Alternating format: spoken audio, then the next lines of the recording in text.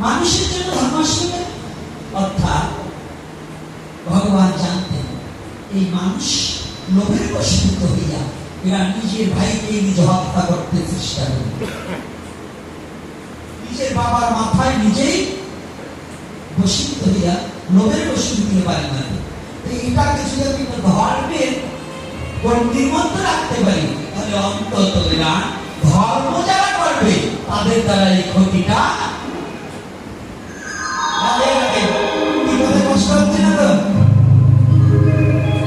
ধর্মটার জন্য মানুষের জন্য আমরা মানুষ হওয়ার পরে আমরা কিন্তু ধর্ম করছি, কিন্তু আমরা ধার্মিক হচ্ছি। ধর্ম নিয়ে যে মারামারি করছি, ধর্ম নিয়ে যদি মারামারি করি তাহলে আমরা ধার্মিক। রাধে রাধে। কি ধর্ম নিয়ে যদি আমরা ঝগড়া করি তাহলে আমরা ধার্মিক। সংবিধান ধার্মিক যদি হতে হয় তাহলে ধর্ম নিয়ে তো কোনো মারামারি ঝগড়া ক্যাচকিচির প্রয়োজন নেই।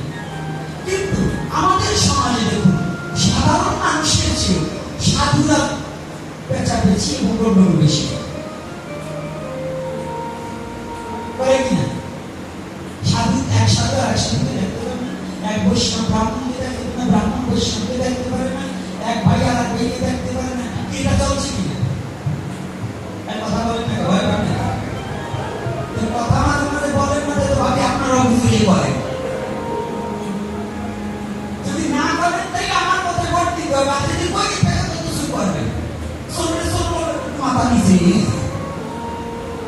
আর যদি না করে থাকেন তাহলে সাহস থাকতে যে আমি এগুলো করবো, করি নাই আর করবো না, আর শুধু পিছনে করি থেকে এক মিনিটে ভাব হয়ে যায়। এই তো